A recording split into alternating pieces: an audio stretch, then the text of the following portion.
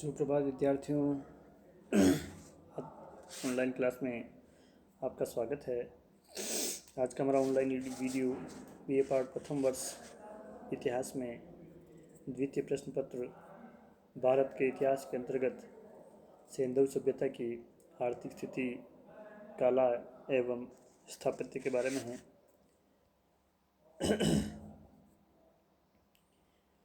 सिंधु सभ्यता कृषि प्रधान सभ्यता थी। यहाँ के लोगों का मुख्य जो उद्यम था वो कृषि कर्म था। सिंधु घाटी की भूमि सिंधु नदी और उसकी सहायक नदियों द्वारा लाई गई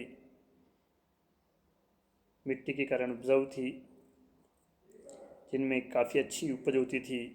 यहाँ का प्रमुख खाद्यान्न गेहूँ तथा जौ था। लोथल और रंगपुर से धान की भूसी मिली है, जिससे यहाँ धान या चावल पैदा किए जाने का अनुमान लगाया जाता है। लोथल और रंगपुर से बाजरा की खेती के प्रमाण भी मिले हैं। सिंधुवासी कपास उगाना भी जानते थे, क्योंकि वस्त्र उद्योग यहाँ उन्नत अवस्था में था। और सुमेरिया और मेसोपोटामिया में एक कपास के लिए सिंडन शब्द का जो प्रयोग हुआ है वो भी सिंधु या सिंधु क्षेत्र में कपास के उत्पादन से संबंधित है। कालीबंगा से हमें जूते हुए खेत के साक्ष्य मिले हैं और यहाँ एक साथ दो फसलें बोई जाने के प्रमाण हमें उपलब्ध होते हैं कालीबंगा से। फलों में केला, नारियल, खजूर, अनार, नींबू, तरबूज आदि यहाँ उत्पन्न होता था। अनाज के संग्रहण के लिए सभी प्रमुख नगरों में अनागार मिले हैं। अनुमान किया जाता है कि यहाँ करों के रूप में अनाज का संग्रह होता था। यहाँ के कृषि उपकरण कांसे व पत्थर के बने हुए होते थे। यहाँ से जुताई के लिए हल के अवशेष हमें प्राप्त होते हैं। मोहनजोदड़ो से मिट्टी के हल की एक आकृति तथा बनावली से हल का प्रारूप मिला है, जिससे खेतों को जोता जाता था, जिससे अच्छी फसल हो सके। सिंचाई के लिए बांध तथा नहरें भी बनाई गई होगी, ऐसा अनुमान लगाया जाता है। अफगानिस्तान में सोर्दगुई से नहरों के प्रमाण मिले हैं। धोलावीरा से पत्थर निर्मित तालाब भी हमें उपलब्ध हुआ है, जो कि सिंधु घाटी सभ्यता के जल प्रबंध का एक उत्तम उदाहरण है।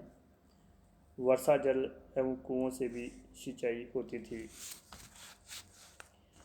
सिंधु सभ्यता का दूसरा प्रमुख कार्य पशुपालन था। सिंधु मृत भांडों में मोहरों पर मिली चित्रकारियों एवं जीवाश्मों के अवशेष के आधार पर हम सिंधु निवासियों के पालतू पशु पक्षियों के बारे में अनुमान लगा सकते हैं। गाय, बैल, भैंस, कुत्ते, सूअर, भेड़, बकरी, हिरन, खरगोश आदि पशु पाले जाते थे। हाथी से भी वे लोग परिचित थे। पक्षियों में मुर्गा, बतख, तोता, हंस आदि पक्षी लोग पालते थे। ऊँट एवं घोड़े का अंकन मोहरों पर नहीं मिलता है। मोहनजोदड़ो से मिट्टी की बनी घोड़े की आकृति, लोथल से घोड़े की 3 मृण मूर्तियाँ तथा सुरकोटला से घोड़े की हड्डियाँ मिली है, जिससे ऐसा अनुमान लगाया जाता है कि सिंधु लोग घोड़े से भी परिचित थे, मगर शायद घोड़े का ज़्यादा उपयोग यहाँ नहीं होता था। यह सभ्यता आर्य सभ्यता की तरह पर केंद्रित नहीं थी। प्रारंभ में ऐसा माना जाता था कि सिंधु सभ्यता के लोग घोड़े से परिचित नहीं थे, और बाद में इनके अवशेष मिलने से इस पर प्रकाश पड़ा है कि घोड़े से परिचित तो थे, मगर शायद वो इसका ज़्यादा उपयोग नहीं करते थे। शिल्प एवं उद्योग। सिंधु पुरास्तों के उत्खनन से हमें कताई बुनाई के उपकरण जैसे तकली, सुई आदि प्राप्त हुए हैं, जिससे कपड़ा बुनाई उद्योग का पता चलता है। मोहनजोदड़ो से चांदी के कलश में कपड़े का एक टुकड़ा प्राप्त हुआ है, जिससे वस्त्र उद्योग को यहाँ प्रमुखता मिलने की सूचना देता है। चाक पर मिट्टी के बर्तन बनाना, खिलौने बनाना, मुद्राओं का निर्माण करना, आभूषण एवं गुड़ियों का निर्माण करना यहाँ के प्रमुख उद्योग थे। सोना, चांदी, तांबा, कांसा तथा शीशे का उन्हें ज्ञान था, जिनसे विविध प्रकार के आभूषण एवं उपकरण सिंधुवासी बनाते थे। शंख, सीप, गोंगा, हाथी दांत आदि के उपकरण भी बनाए जाते थे। चनूदड़ो एवं लोथल में मन के बनाने का कारखाना था। बालाकोट एवं लोथल में सीप उद्योग के कारखाने थे। ईंट उद्योग तथा लकड़ी उद्योग भी उन्नत अवस्था में था। में पकी हुई ईंटों से बने मकान, स्नानागार, नालियों पर ईंटों के ढक्कन आदि प्राप्त हुए हैं, जिससे ईंट उद्योग की उन्नत अवस्था में होने का अनुमान भी लगाया जाता है। सिंधु वासियों का व्यापार तथा वाणिज्य। सैंधव निवासी आंतरिक एवं बाह्य दोनों ही व्यापार में कुशल थे। हड़प्पा और मोहनजोदड़ो व्यापार के प्रसिद्ध केंद्र थे, जो कि आपस में सड़कों द्वारा जुड़े हुए थे। जलमार्ग से भी व्यापार होता था। देश के भीतरी भागों में जानवरों पर लाद करके सामान को एक स्थान से दूसरे स्थान पर भेजा जाता था। यहाँ के निवासी मैसूर से सोना, राजस्थान, बलूचिस्तान तथा मद्रास से तांबा, अजमेर से शीशा, कश्मीर एवं काठियावाड़ से बहुमूल्य पत्थर मंगवाते थे। अफ़गानिस्तान से लाजवंत मणि का आयात भी ये लोग करते थे। मध्य एशिया, फारस की खाड़ी के देश, उत्तर पूर्वी अफ़गानिस्तान, ईरान, बहरीन द्वीप, मेसोपोटामिया, मिस्र, क्रीट आदि देशों के साथ सैंधव निवासियों का व्यापार होता था। मेसोपोटामिया से सर्वाधिक व्यापार होता था। इसके अलावा लोथल, भगतराव, मेगम, प्रभास, पाटन, सुतका गेंडोर, सोतका को बालाकोट आदि बंदरगाह नगर थे, जिनसे जल मार्ग के माध्यम से व्यापार होता था। तांबा, हाथीदांत, खजूर, विविध प्रकार की लकड़ियाँ, मोर पक्षी, कार्निलियन के मन के कपास आदि चीज़ें अन्य देशों को निर्यात की जाती थी। और विविध प्रकार की धातुएँ, बहुमूल्य पत्थर आदि आयात की वस्तुएं थी। सिंधु घाटी सभ्यता में सिक्कों का प्रचलन नहीं था तथा वस्तुओं को खरीदने बेचने के लिए वस्तु विनिमय पद्धति प्रचलित थी। मोहनजोदड़ो तथा लोथल से हाथीदांत के बने हुए तराजू के फरड़े भी हमें प्राप्त होते हैं। बाट मुख्यतः घनाकार थे, जो 16 के गुणक के रूप में थे। मोहनजोदड़ो से एक स्केल तथा लोथल से हाथीदांत का पैमाना मिला है। सैंधव व्यापारी अपनी मोहर रखते थे, जिन्हें वे व्यापारिक वस्तुओं पर लगाते थे। माल लाने ले जाने के लिए बैलगाड़ियों, हाथियों तथा खच्चरों का प्रयोग किया जाता था। मोहर, प्रत्येक मोहर विशेष व्यापारी की ओर इंगित करती थी। हमें काफ़ी बड़ी संख्या में मोहरें, लगभग 2000 के आसपास हमें प्राप्त हुई है, जो कि यहाँ व्यापार के उन्नत अवस्था में होने की सूचक है। सैंधव कला के अंतर्गत हम पत्थर की मूर्तियों, धातु की मूर्तियों, मिट्टी की मूर्तियों, मोहरों, रथबान, मन के आभूषण आदि को रख सकते हैं। सिंधु काल में मूर्ति कला काफ़ी विकसित अवस्था में थी। मोहनजोदड़ो से लगभग 1 दर्जन पाषाण मूर्तियाँ तथा हड़प्पा से 2 पाषाण मूर्तियाँ हमें प्राप्त होती है। मोहनजोदड़ो से एक योगी की मूर्ति मिली है, जिसमें नेत्र अधखुले, निचले होठ मोटे तथा दृष्टि नाक के अग्रभाग पर टिकी हुई है। केश पीछे की ओर फीते से बंधे हुए हैं तथा मस्तक पर गोल अलंकरण है तथा बाएं कंधे को ढकते हुए तिब्बतिया छाप वाली शाल से आधे शरीर को ढक रखा है। मोहनजोदड़ो से एक श्वेत पाषाण का पुरुष मस्तक भी मिला है। मोहनजोदड़ो से नर्तकी की कांस्य मूर्ति मिली है। यहाँ से भैंसा तथा भेड़ा की कांस्य मूर्तियाँ भी हमें प्राप्त होती है। लोथल से कुत्ते तथा कालीबंगा से प्राप्त वृषभ की ताम्र मूर्तियाँ भी कलात्मक दृष्टि से उल्लेखनीय हैं। मनुष्य तथा पशुओं की मृण मूर्तियाँ काफ़ी मात्रा में प्राप्त होती है। मनुष्य मूर्तियों में अधिकांश मूर्तियाँ स्त्री मूर्तियाँ थी या नारी मूर्तियाँ थी। नारी मूर्तियाँ अपेक्षाकृत सुंदर तथा प्रभावोत्पादक हैं। इन्हें गहनों से सज्जित किया गया है। विद्वान इन्हें माता देवी की मूर्तियाँ मानते हैं। नारी मूर्तियों की प्रचुरता से मातृ देवी की पूजा और समाज के मातृसत्तात्मक होने का अनुमान भी लगाया जाता है। पशुओं की मूर्तियों में कुबड़दार बैल की मूर्ति विशेष उल्लेखनीय है। इसके साथ ही हाथी, गेंडा, बंदर, सूअर, बाघ, भालू, खरगोश, भैंसा, भेड़ा आदि की मिट्टी की मूर्तियाँ बड़ी संख्या में हमें प्राप्त होती है।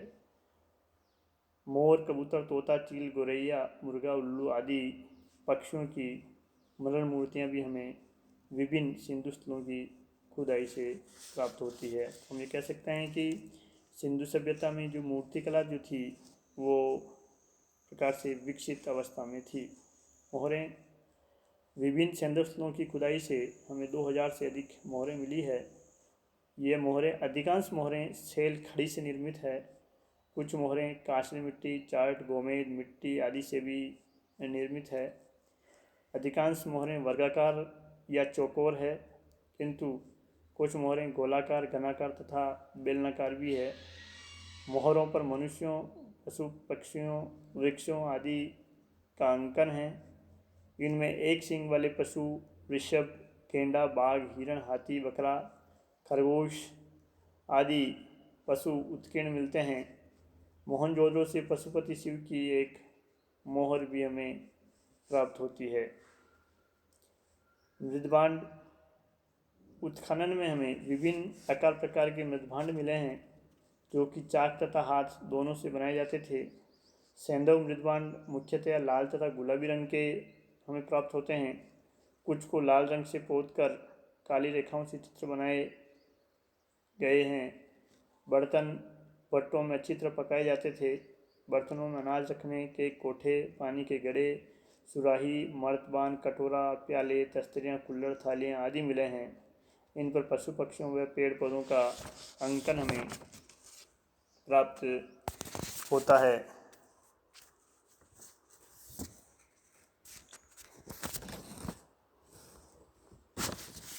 इसके अलावा मनके, सिंधु काल में मनके भी हमें काफ़ी बड़ी संख्या में प्राप्त होते हैं, जिसमें ये मनके सेल खड़ी, गोमेद, चार्ट, कांचली मिट्टी, सीप, हाथी दांत, सोना चांदी आदि से बने मिले हैं।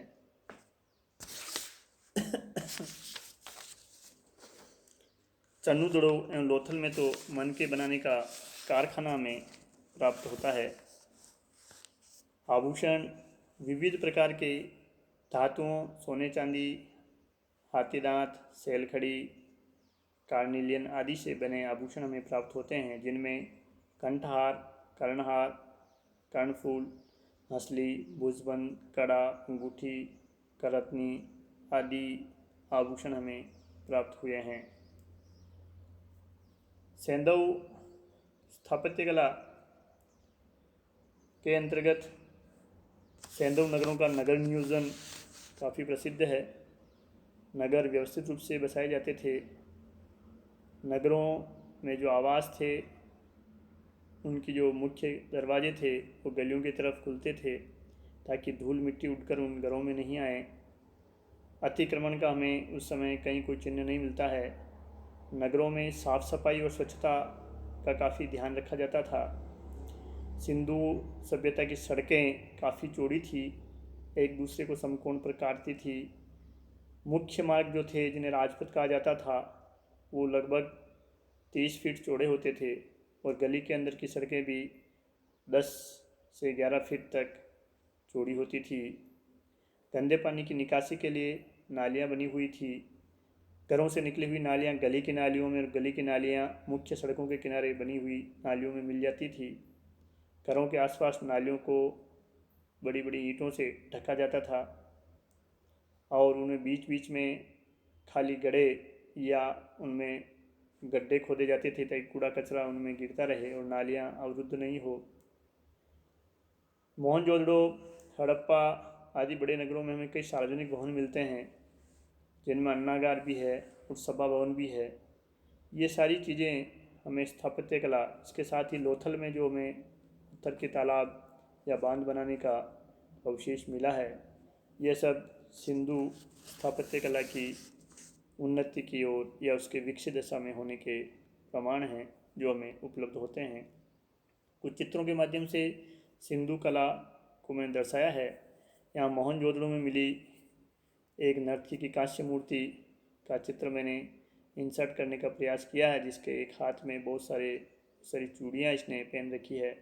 कमर पर दूसरा हाथ रखा है, एक हाथ घुटने में है, जैसे कोई नृत्य रत है या नृत्य के लिए तैयार है। गले में इसके आभूषण है और पीछे बाल भी जुड़े से बंधे हुए हैं। सिंधु मृदभांडों पर जो चित्र उकेरे जाते थे उनका भी मैंने यहाँ इंसर्ट करने का प्रयास किया है कि किस प्रकार पशु पक्षियों, इसमें विशेष रूप से कौवे या तोते का चित्रण, काली लकीरें या उन पर लाल रंग से जो चित्र बनाए जाते थे पौधों के, पशुओं के इत्यादि का अंकन इन चित्रों पर मिलता है। सिंधु सभ्यता के जो आभूषणों के जो प्रकार है वो भी मैंने यहाँ इंसर्ट किए हैं। गले, कान में पहनने वाले, पैरों में पहनने वाले विविध प्रकार के ये आभूषण हैं जिनका सिंधुवासी प्रयोग करते थे। इस प्रकार सिंधु सभ्यता की आर्थिक स्थिति में हम कृषि, पशुपालन, शिल्प, उद्योग, व्यापार, वाणिज्य, विनिमय के साधन, सिक्के, मोहरें इत्यादि को हम सम्मिलित करते हैं। इसके साथ ही कला में सिंधु कला के अंतर्गत मूर्तियों का महत्वपूर्ण स्थान है, जो हमें कांसे से बनी हुई, पत्थर की और मिट्टी की प्राप्त होती है। हमें पशुओं की, पक्षियों की, मनुष्यों की और नारी मूर्तियाँ काफ़ी बड़ी मात्रा में मिली है। मोहरें जिनका प्रयोग व्यापारी अपने सामान पर विशेष संकेत के लिए करते थे, वो भी हमें काफ़ी बड़ी मात्रा में मिलती है, जो शैल खड़ी की विशेष रूप से निर्मित है और वर्गाकार मोहरें काफ़ी बड़ी मात्रा में हैं। मृदभांड पर विभिन्न आकार प्रकार के चित्र जो मिलते थे वो मैंने इसमें चित्र के माध्यम से दिखाया है। इसके साथ ही मन के आभूषण इत्यादि भी सिंधु कला के उदाहरण हैं। स्थापत्य कला को हम पूर्व में देख चुके हैं, फिर भी सड़कें, नालियाँ, आवास, नगर योजना, नगर सभाभवन आदि सिंधु वासियों की उन्नत स्थापत्य कला को दर्शाते हैं।